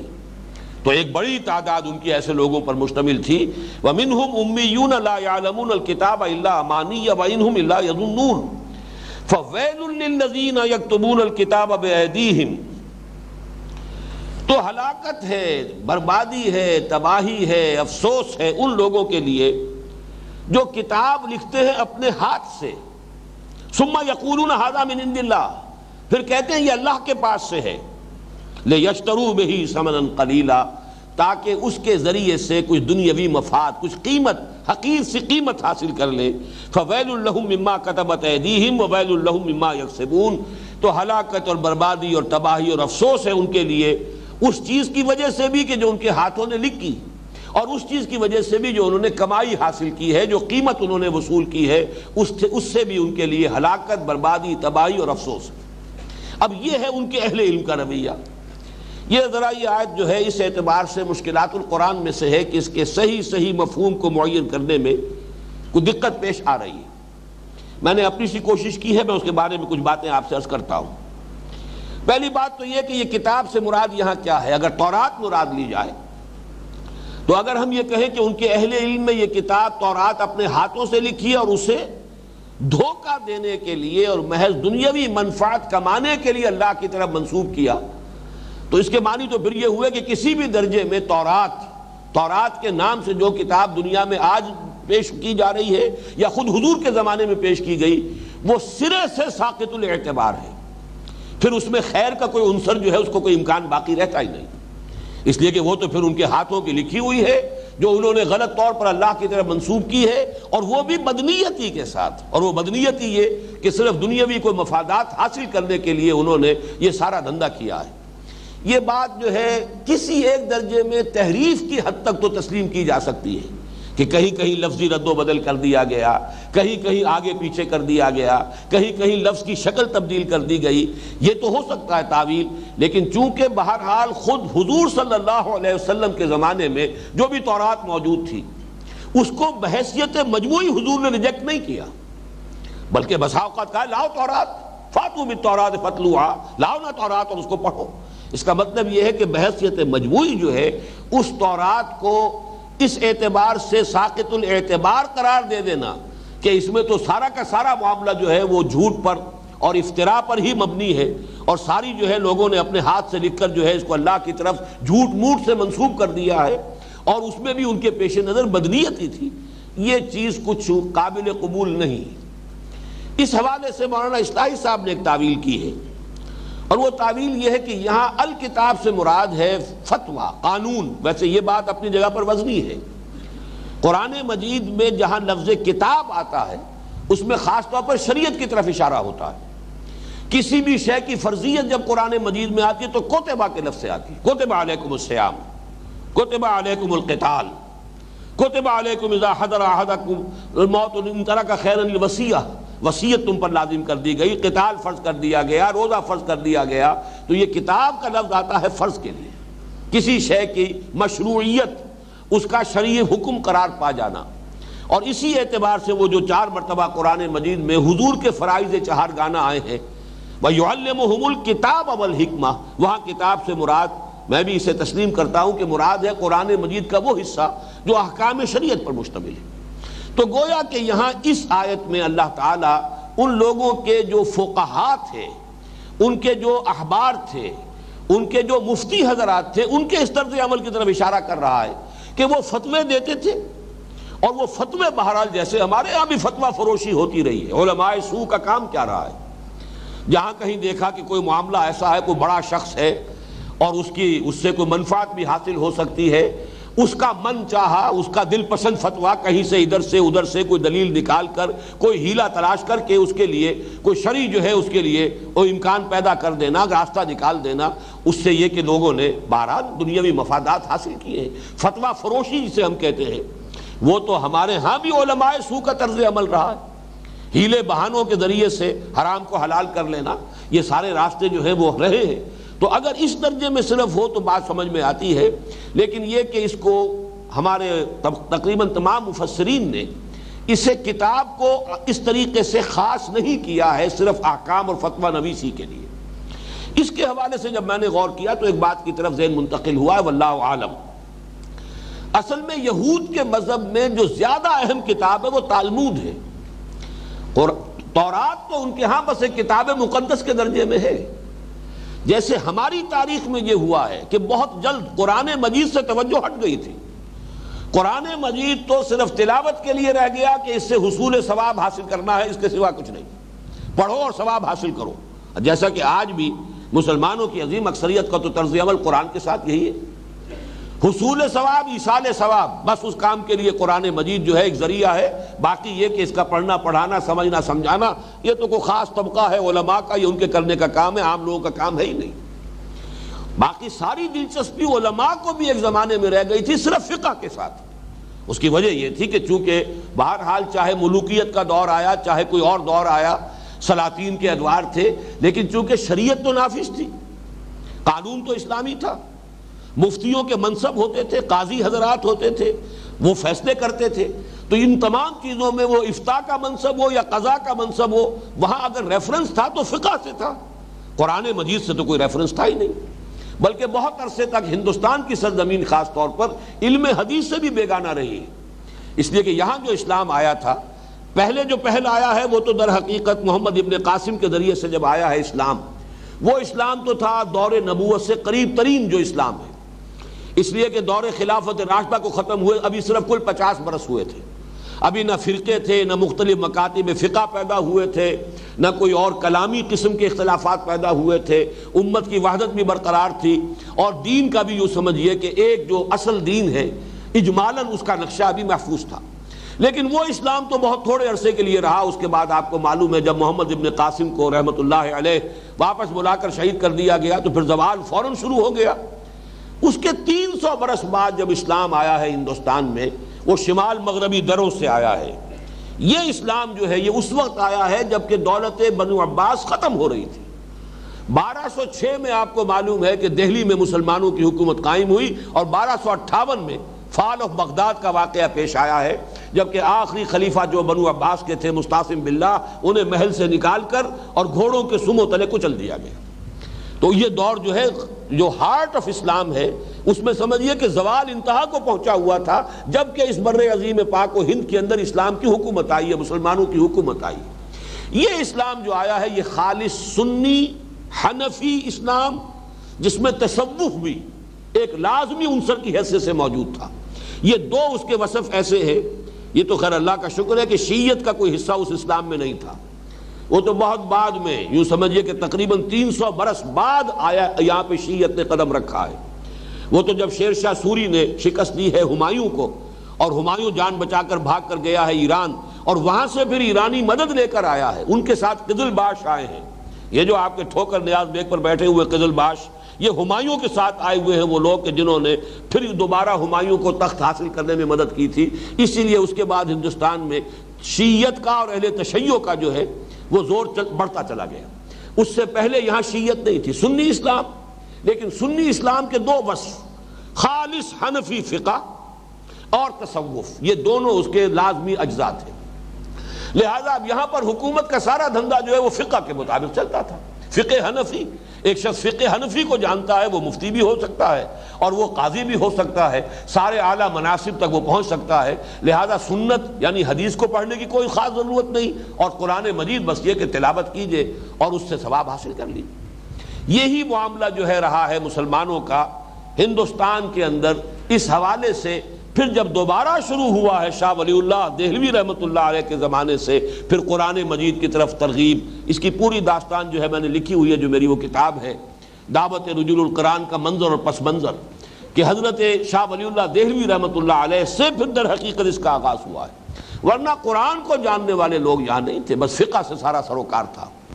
تو منہ اب یہ ظاہر بات ہے کہ جو یہود کا معاملہ ہے وہ یہ ہے کہ تورات ان کے ہاں بس کتاب مقدس کی حیثیت سے رہ گئی تھی. یوں سمجھیے کہ اس کے کئی سو برس بعد پھر ان کے علماء نے اپنے فتووں کو مرتب کیا ہے اور تفصیلی جو نظام بنایا ہے اپنا فقہی نظام، وہ تالمود ہے. اور دو تالمودیں ہیں کہ جو دنیا میں مرتب کی گئی، ایک بیبیلونین تالمود ہے اور ایک پیلسٹینین تالمود ہے. یہ دو تالمود، اور یہ ان کی اصل کتاب ہے. اب در حقیقت تالمود عبرانی میں کہتے ہیں لرننگ کو یا اسٹڈی کو، اور اسی سے میں نے ذہن میرا منتقل ہوا ہے کہ عربی زبان کا لفظ تلمیذ معلوم ہوتا ہے کہ چونکہ عبرانی اور عربی زبانیں یا تو یہ کہ یہ یعنی میرے نزدیک تو یہ بھی امکان ہے کہ عربی زبان کو ہم عبرانی کی بیٹی قرار دیں، یا یہ کہ کسی ایک کامن لینگویج سے یہ دونوں زبانیں نکلی ہیں، دونوں بیٹیاں ہیں کسی اور زبان کی، واللہ عالم۔ تو قرب جو ہے بہت ہے، تلمیذ، تلمود در حقیقت پڑھنا سیکھنا۔ تو جب انہوں نے اپنے فتووں کو مرتب کیا، لمبا چوڑا نظام بنایا، پورا قانون بنایا، ان کی رسومات بڑی تفصیل سے مرتب کی گئی، اس تالمود کو اصل میں ان کے دین کی جڑ اور بنیاد ہونے کی حیثیت حاصل ہے، تورات کو نہیں۔ اس اعتبار سے اگر یہاں اس آیت مبارکہ میں ہم کتاب سے مراد تالمود لیں تو پھر بات پوری طرح سمجھ میں آ جاتی ہے۔ ظاہر بات ہے تالمود کو وہ بھی نہیں مانتے کہ وہ اللہ کی طرف سے ہے یا اللہ کی نازل کردہ ہے، بلکہ وہ بھی تسلیم کرتے ہیں کہ ہمارے ہاں کے اہل علم اور جو بڑے خدا رسیدہ تھے اور بڑے اللہ والے تھے انہوں نے یہ ساری چیزیں مرتب کی ہیں، تو اس پر میں سمجھتا ہوں کہ اس کا اطلاق ہو سکتا ہے، اور اسی میں پھر مولانا اصلاحی صاحب کی جو تعویل ہے وہ بھی انکارپوریٹ ہو جاتی ہے، اس لیے کہ وہ فتوے جو فتویٰ فروشی کے انداز میں دیے گئے وہ بھی ظاہر بات ہے کہ اسی میں انکارپوریٹ ہو گئے ہیں، اور اس طریقے سے ان کا جو اصل یوں سمجھیے کہ ان کی سند ہے دین کے اندر، اصل جو حجت ہے دین میں، وہ کتاب ہے جس کے بارے میں قرآن مجید کی ڈسکرپشن بالکل صحیح ہے، فَوَيْلٌ لِّلَّذِينَ يَكْتُبُونَ الْكِتَابَ بِأَيْدِيهِمْ، یہ تو ان کے اپنے ہاتھوں کی لکھی ہوئی کتاب ہے، ثُمَّ يَقُولُونَ هَذَا مِنْ عِنْدِ اللَّهِ، لیکن ظاہر بات ہے کہ وہ اسے منسوب کر رہے ہیں اس معنی میں کہ بہرحال اسی دین کی ہم نے تشریح کی ہے، وہیں سے اس کا استنباط کیا ہے، در حقیقت اسی تورات پر یہ مبنی ہے، تو عوام کے سامنے وہ بات بھی بالکل گویا کہ منزل من اللہ کے درجے میں پیش کی جا رہی ہے، لِيَشْتَرُوا بِهِ ثَمَنًا قَلِيلًا، تاکہ اس کے ذریعے سے اپنے دنیاوی مفادات اور دنیاوی مقاصد کی تکمیل کریں، اور جو بڑی سے بڑی قیمت بھی دنیا میں مل سکتی ہے، ظاہر بات ہے کہ وہ حقیقت کے اعتبار سے اور آخرت کے اعتبار سے وہ ثمن قلیل کے درجے میں ہے۔ فَوَيْلٌ لَّهُم مِّمَّا كَتَبَتْ أَيْدِيهِمْ وَوَيْلٌ لَّهُم مِّمَّا يَكْسِبُونَ، تو ہلاکت ہے ان کے لیے، بربادی ہے ان کے لیے اس چیز سے بھی جو انہوں نے لکھی، جو ان کے ہاتھوں نے لکھی،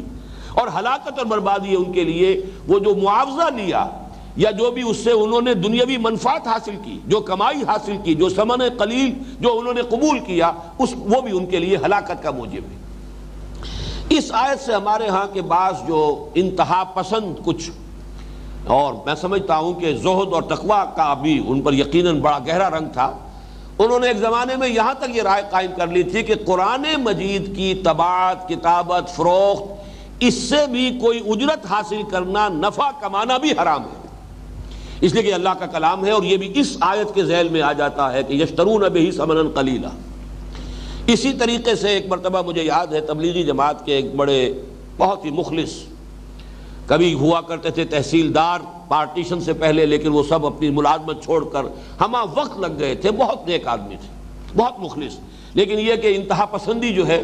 وہ ان میں اس درجے آ گئی تھی کہ سب اپنے گھر والوں سے بالکل علیحدہ ہو کر، بیوی بچوں سے سارا رشتہ توڑ کر، پھر وہ جا کر کہیں کاغان میں بہت دور جا کر انہوں نے کسی جگہ پر پہاڑوں کے اندر ہی پھر چلہ کشی شروع کر دی تھی۔ انہوں نے ایک مرتبہ کہا تھا کہ یہ دینی تصنیف و تالیف اور کتابیں چھاپنا اور یہ تفسیریں چھاپنا اور اس سے پیسے کمانا، یہ اسی آیت کے تحت آتا ہے۔ تو میں اس وقت بھی ان سے میں نے کچھ تھوڑا سا سختی کے ساتھ بھی کلام کیا تھا کہ قرآن مجید کی آیات کو اس طرح جو ہے اتنا یعنی لوزلی اپلائی کر دینا یہ درست نہیں ہے۔ یہ چیزیں بہرحال جو بھی کوئی شخص دین کے لیے، اور بلکہ اس وقت ان کا اشارہ جو تھا وہ خاص طور پر مولانا مودودی کی طرف تھا کہ انہوں نے کتابیں لکھی اور کتابیں لکھ کر جو ہے اس سے اپنے لیے ایک ذریعہ معاش بنایا، اپنے لیے دنیاوی جو ہے وہ حصول کا ذریعہ بنایا۔ تو مجھے یاد ہے ابھی کہ ان کے ساتھ میں نے بڑی تلخی کے ساتھ انہیں میں نے جواب بھی دیا تھا۔ تو واقعہ یہ کہ یہ چیزیں جو ہیں دین کو سمجھانے کے لیے تصنیف و تالیف یہ اس زمرے میں نہیں آئے گا۔ ہاں فتویٰ کوئی غلط دے رہا ہے آدمی، اس پر اس آیت کا اطلاق ہو جائے گا۔ کوئی شخص جھوٹ موٹ کسی بات کو خود گھڑ کر اللہ کی طرف منسوب کر رہا ہو، اس پر اس آیت کا اطلاق ہوگا۔ لیکن یہ کہ دین کی افہام و تفہیم کے لیے، دین کے سمجھنے سمجھانے کے لیے، دین کی دعوت کو عام کرنے کے لیے، خدمت دین کے لیے جو بھی کام تصنیف و تعریف کے کیے جائیں، ان کاموں پر اس طرح سے اطلاق کر دینا ان آیات کا میرے نزدیک بہت بڑی زیادتی ہے۔ البتہ ایک پہلو اس میں ہے جو قابل لحاظ ہے، اور وہ یہ ہے کہ دین کے افہام و تفہیم یا دین کی نشر و اشاعت، دین کی تبلیغ، اس کے لیے تصنیف و تالیف کو ذریعہ معاش بنانا یہ واقعتاً کسی نہ کسی درجے میں مشتبہ ہو جاتا ہے۔ ہمارے علماء سلف کا یہ معاملہ رہا ہے کہ انہوں نے کبھی اپنی اس طرح کی چیزوں کا کوئی کاپی رائٹ نہیں رکھا۔ مولانا اشرف علی تھانوی اس دور میں بھی، حالانکہ ان کی تصانیف جو ہے بے شمار تصانیف، کسی کا کوئی کاپی رائٹ نہیں ہے، کسی کا کوئی حق محفوظ نہیں ہے، جو چاہے چھاپے۔ ایک یہ ہے کہ آپ کسی ادارے کے ساتھ وابستہ ہیں، جو بھی آپ کام کر رہے ہیں وہ اس ادارے کی ملکیت ہے، وہ ادارہ جو ہے وہ آپ کو کوئی گزارا الاؤنس دے رہا ہے یا آپ کی جو بھی معاشی ضروریات پوری کر رہا ہے، یہ ایک بالکل مختلف شے ہو جائے گی۔ لیکن اپنی تصانیف کا کو حق طباعت محفوظ رکھ کر اور حق اشاعت محفوظ رکھ کر اس کی رائلٹیز کا نظام چلانا، اور پھر یہ کہ وہ وراثتاً بھی منتقل ہو، یہ واقعتاً ایک مشتبہ چیز ضرور ہے۔ اور میں یہ کہ بہرحال اس آیت کا اطلاق تو اس پر میرے نزدیک صحیح نہیں ہوگا، لیکن یہ کہ ان آیات کا اطلاق ہو جائے گا کہ ہر داعی دین کی طرف سے ہر رسول کا یہ قول قرآن مجید میں نقل ہوا ہے، وَمَا أَسْأَلُكُمْ عَلَيْهِ مِنْ أَجْرٍ إِنْ أَجْرِيَ إِلَّا عَلَىٰ رَبِّ الْعَالَمِينَ۔ یہ دعوت و تبلیغ، یہ جو خدمت میں سر انجام دے رہا ہوں، میں اس پر تم سے کسی اجر کا مطالبہ نہیں کرتا، کوئی کسی اجر کا میں سوال نہیں کرتا۔ میرا اجر، میرا ثواب، میری اجرت اللہ کے ذمے ہے۔ اس کا ضرور اس کے تابع ہو جائے گا کہ ان کاموں کو کھلا رکھنا چاہیے۔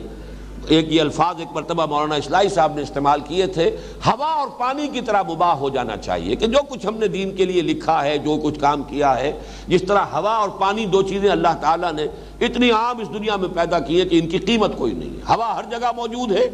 اور ہوا ذرا نہ ہو تو آپ کی زندگی جو ہے وہ محال ہو جائے، لیکن یہ ہوا آپ کو خریدنی نہیں پڑتی۔ پانی کا معاملہ بھی ہے، بہشتی بیچارہ کبھی لایا کرتا تھا پانی، تو وہ اگر کوئی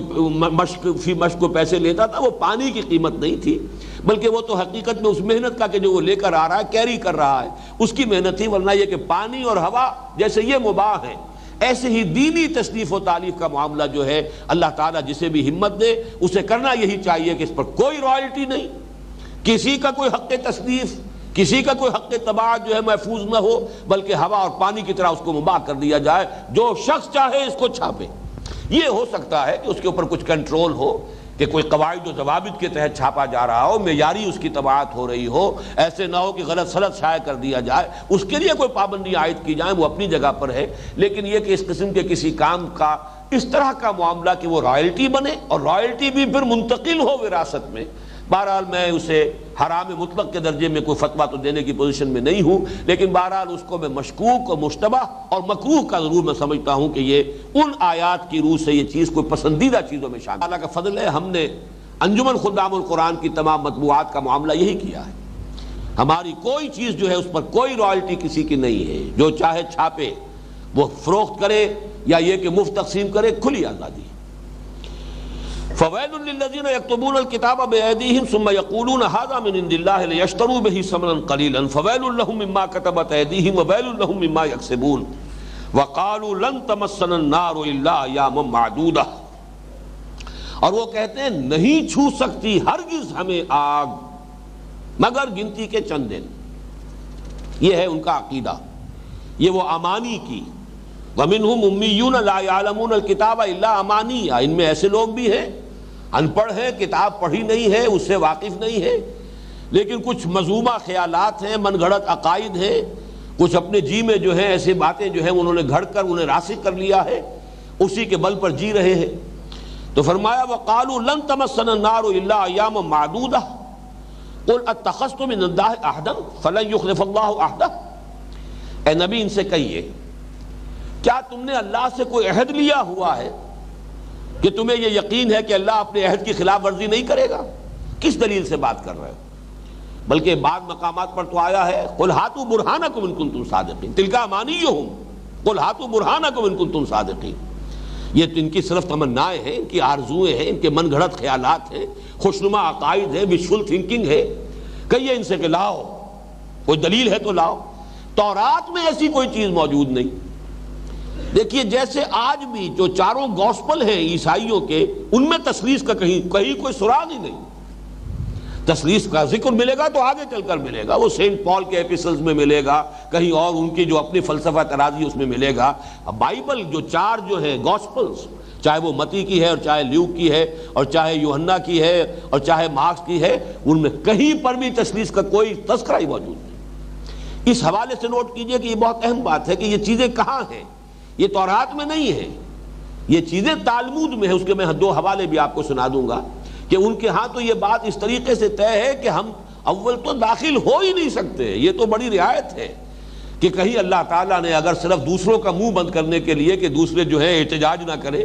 تو وہ ہمیں جہنم میں شاید ڈال بھی دے، لیکن یہ کہ فوراً نکال لے گا، گنتی کے چند دنوں سے زیادہ ہمارا جہنم میں وہاں ہمارا قیام نہیں ہوگا. یہ ان کے مذمومہ خیالات ہیں. قل اتخذتم عند اللہ عہدا فلن یخلف اللہ عہدہ، اے نبی ان سے کہیے کیا تم نے اللہ سے عہد لیا ہوا ہے کہ اب اللہ تعالیٰ اپنے عہد کی خلاف ورزی نہیں کرے گا؟ ام تقولون علی اللہ ما لا تعلمون، یا یہ کہ تم اللہ پر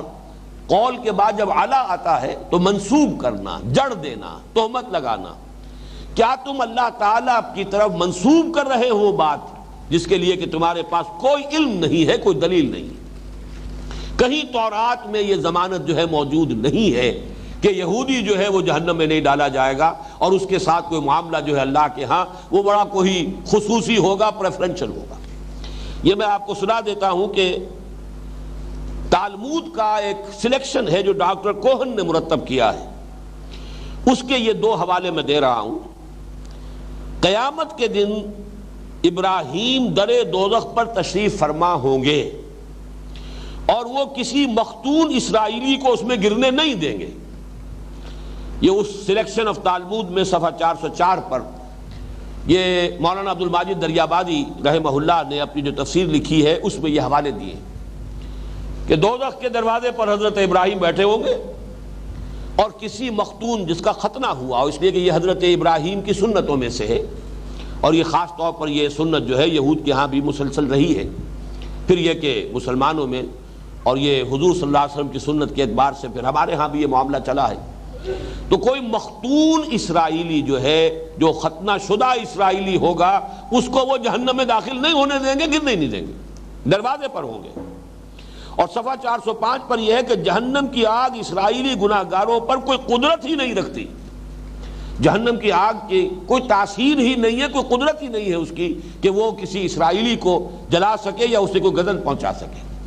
جیسا کہ میں عرض کر چکا ہوں کہ تورات میں یہ چیزیں نہیں ہیں، یہ چیزیں ہیں تالمود میں. من گھڑت خیالات انہوں نے خود گھڑے، اپنا دین خود تشریف کیا. یہ جیسے عقائد ہمارے ہاں بنتے چلے گئے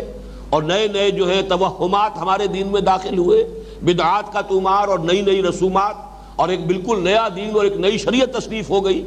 یہ چیزیں ہمارے ہاں تو علیحدہ رہیں. بہرحال قرآن قرآن ہے، حدیث حدیث ہے، فقہ فقہ ہے، ہر شے علیحدہ علیحدہ ہے.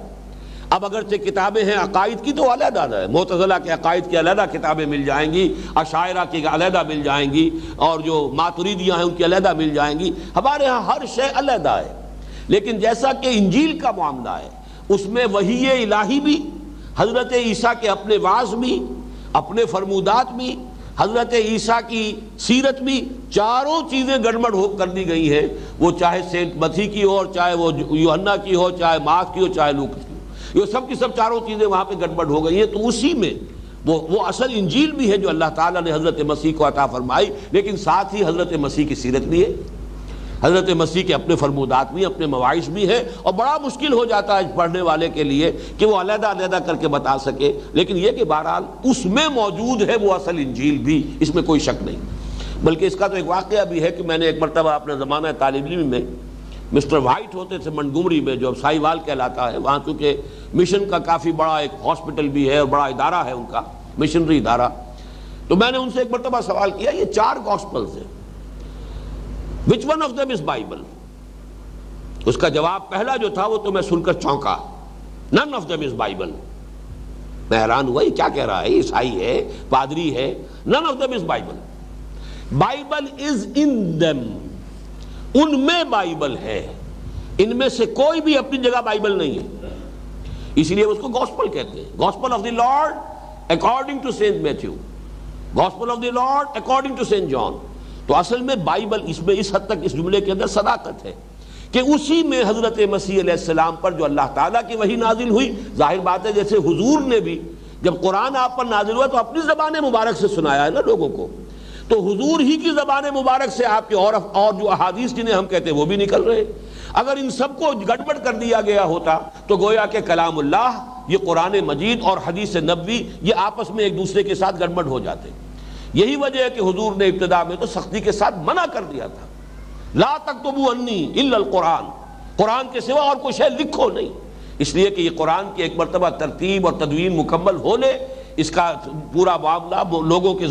سینوں کے اندر یہ قرآن اسی ترتیب کے ساتھ محفوظ ہو جائے، اس کے بعد پھر حدیثیں لکھی جائیں تو کوئی حرج نہیں۔ لیکن اگر اس سے پہلے کہیں اسی دوران میں کوئی حدیثیں بھی لکھ دی گئی تو ہو سکتا ہے اشتباہ ہو، کسی کو بعد میں کوئی بھی لکھا ہوا ملے اور اس کو یہ شک ہو جائے کہ شاید یہ بھی قرآن ہے۔ تو اللہ کا بڑا فضل ہے، چونکہ یہ آخری دین ہے، تا قیام قیامت اسی کو رہنا ہے، لہذا اس کا معاملہ یہ رکھا ہے کہ اللہ نے ہر اعتبار سے اس کی حفاظت کا بندوبست کیا۔ قرآن علیحدہ ہے، حدیث علیحدہ ہے، سیرت علیحدہ ہے، اور پھر اس کے بعد ہمارے ہاں فقہ کی کتابیں ہیں، مختلف جو بھی فقہا ہیں وہ ان کے اپنے علیحدہ علیحدہ جو سلسلے ہیں فقہی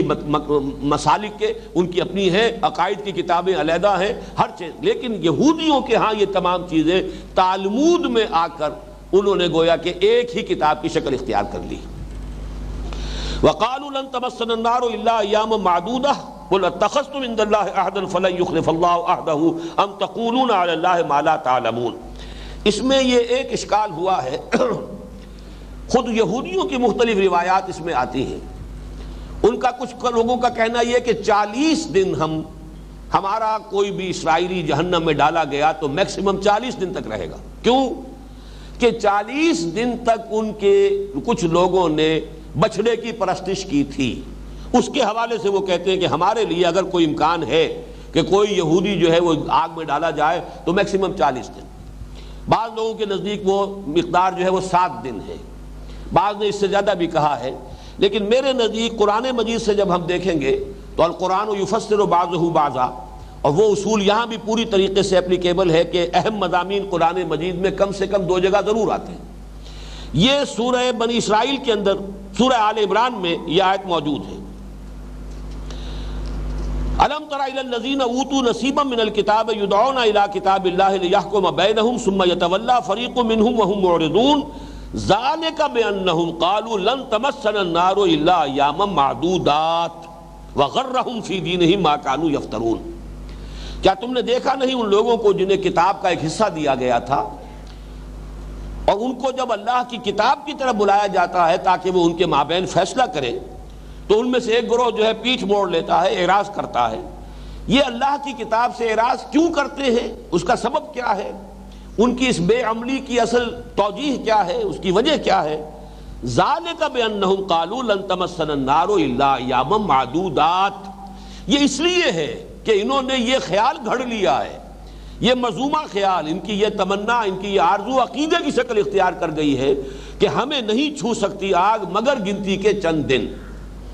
وَغَرَّهُمْ فِي دِينِهِمْ مَا كَانُوا يَفْتَرُونَ، اور یہ جو افطرا انہوں نے کیا، یہ جو من گھڑت خیال عقیدے کی شکل میں انہوں نے اختیار کر لیا، اسی نے ان کو دین کے معاملے میں دھوکے میں ڈال دیا۔ ظاہر بات ہے کہ اس کے بعد آدمی جو ہے ڈھیلا ہو ہی جائے گا، جب جہنم میں داخلہ اول تو ہے نہیں اور ہے تو چند دن کے لیے ہے تو کوئی بات نہیں، حرام خوری کرو، دو دھوکہ لوگوں کو، حلال سے حرام سے جہاں سے چاہو کماؤ، عیش کرو، بہرحال پکڑ تو ہے نہیں۔ جہنم میں تو جھونکے نہیں جا سکتے، جہنم کی آگ کو ہمارے اوپر کوئی قدرت حاصل ہی نہیں۔ حضرت ابراہیم دروازے پر بیٹھے ہوں گے اور وہیں سے وہ ہمیں بچا لیں گے، اور پھر یہ کہ اگر ہو بھی گیا بالفرض بالفرض بالفرض تو گنتی کے چند دن۔ یہ آیت میں نے آپ کو اس لیے یہاں سنائی ہے کہ یہاں معدودہ کی بجائے معدودات کا لفظ آیا ہے، اور معدودات جو ہے یہ جمع قلت کہلاتی ہے، یہ 9 سے زیادہ پر اس کا اطلاق نہیں ہو سکتا۔ یہی ایام معدودات یہ 23ویں رکوع میں سورہ بقرہ میں بھی آئے گا کہ جو شروع میں روزے فرض کیے گئے تھے، ابتدائی 3 روزے ہر مہینے میں، وہ معدودات کا لفظ آیا تھا۔ یا پھر یہ ہے کہ جو منی میں قیام ہے، ایام معدودات، وہ بھی معدودات 2 یا 3 دن کا قیام ہے منی میں، تو اس لیے یہ لفظ جو ہے نوٹ کر لیجئے کہ 7 دن والی روایت جو ہے یہود کی، قرآن مجید گویا کہ اس کی تصدیق کر رہا ہے کہ ان کے عقائد میں یہ ہے کہ ہمیں اگر ہم میں سے کسی کو اگر جہنم میں بالفرض جھونک بھی دیا گیا تو زیادہ سے زیادہ 7 دن تک وہ اس کا قیام جہنم میں رہے گا، پھر اسے نکال لیا جائے گا۔ اب آ رہی ہے وہ آیت جو میں نے عرض کیا تھا کہ اس پوری بحث پر جو کلائمیکس ہے اس کا، اور جو کہ یوں سمجھیے کہ لب لباب ہے، یونیورسل ٹروتھ، بلا کیوں نہیں، من کسب سیئۃ، جس کسی نے بھی کمائی، اب کسبہ کا لفظ آ رہا ہے، جان بوجھ کر کمانے کا لفظ آ رہا ہے، جان بوجھ کر کمائی سیئتن ایک بدی. سیئتن جو ہے نکرہ ہے، سیئتن عربی زبان میں نکرہ ایک کے لیے بھی آتا ہے، کوئی بدی یا ایک بدی. کتابن ایک کتاب، الکتاب معین کتاب ہو جائے گی. تو یہاں پر نکرہ ایک بدی، اور لیکن ساتھ ہی نکرہ جو ہے تنکیر تفخیم کے لیے بھی آتا ہے. جو عام بدی نہیں ہوگی، چھوٹا گناہ نہیں، گناہ صغیرہ نہیں، کبیرہ. جس کسی شخص نے جان بوجھ کر ایک کبیرہ گناہ کمایا، وَأَحَاطَتْ بِهِ خَطِيئَتُهُ، اور پھر اس کی خطا نے اس کا احاطہ کر لیا، اس کو گھیر لیا چاروں طرف سے، فَأُولَٰئِكَ أَصْحَابُ النَّارِ، تو وہ جہنمی ہوں گے، ہم فیہا خالدون، اس میں ہمیشہ ہمیش رہیں گے،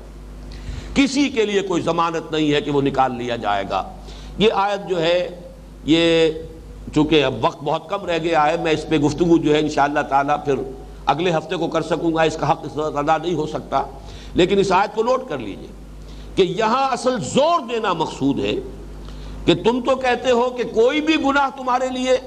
خلود فی النار کا جو ہے وہ سبب نہیں بن سکتا. اللہ کا جو ابدی قانون ہے،